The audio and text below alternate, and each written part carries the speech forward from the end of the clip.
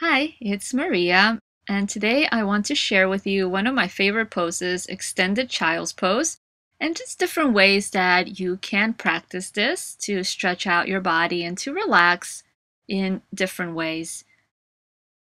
Traditionally, when you come into a child's pose, you have the feet together, legs together, knees together, and you fold forward from there, resting your torso on your thighs.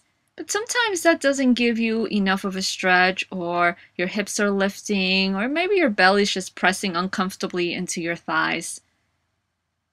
And then you normally extend the arms forward, lifting the arms off the ground and pressing into the fingertips. And once again, that's not necessarily the most restful position. Your shoulders are working hard, you're extending forward instead of softening into the pose.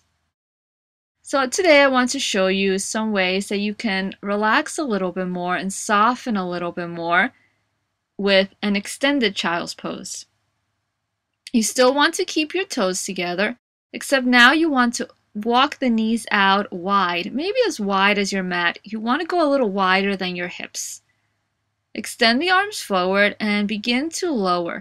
Now, if your hips are lifting off the ground and your forehead is not coming all the way down, or in order for your forehead to come down, your hips are really high, feel free to have a block. So that's not the most comfortable position with your hips elevated. You want to relax and be able to soften into the pose.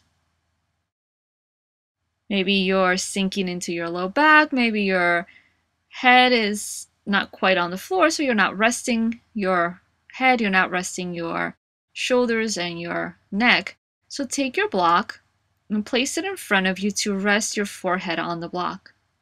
You can choose whatever height feels more appropriate for you. You want the back of the neck to be nice and long and about the same level as the rest of your spine. Maybe as you do that, your hips will level out a little bit more with your forehead, with your head.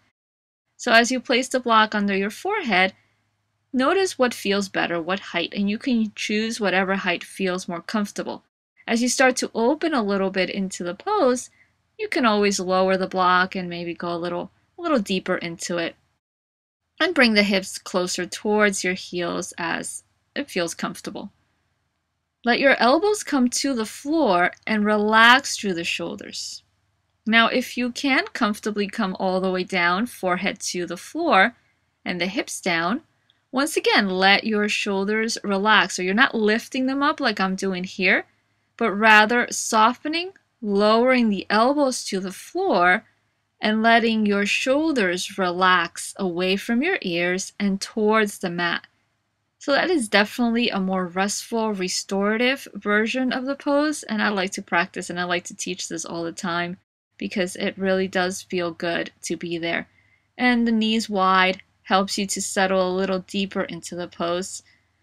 If you like, you can also turn your right ear to the floor for maybe about 5 breaths, letting the side of your neck stretch out, and then you can do the other side.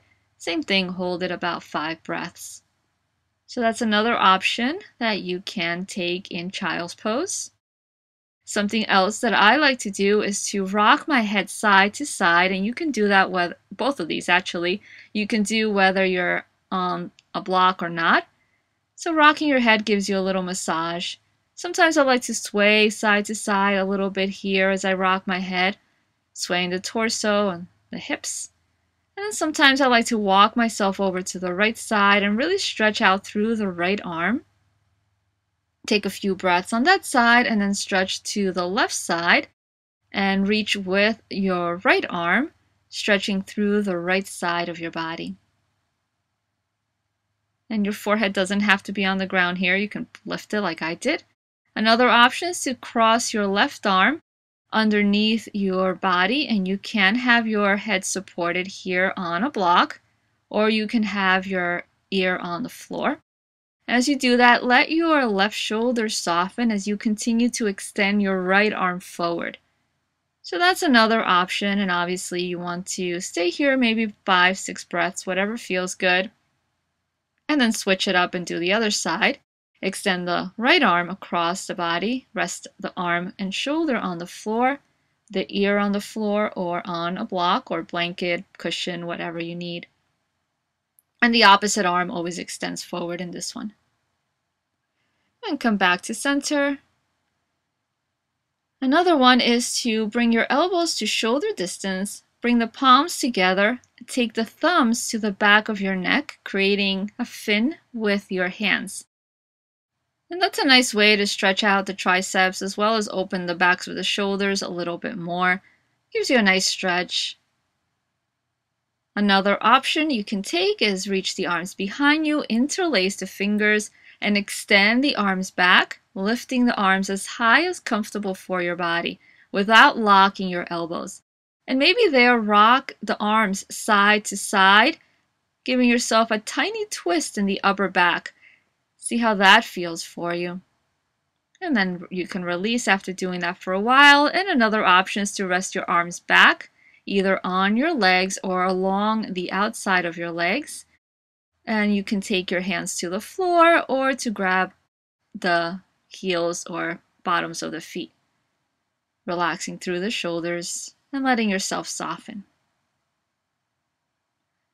So those are the options that I wanted to show you in this video. I hope that you find them useful and restful for your practice and try them out. See what feels good for you today.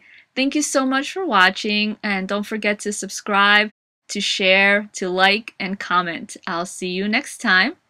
Namaste.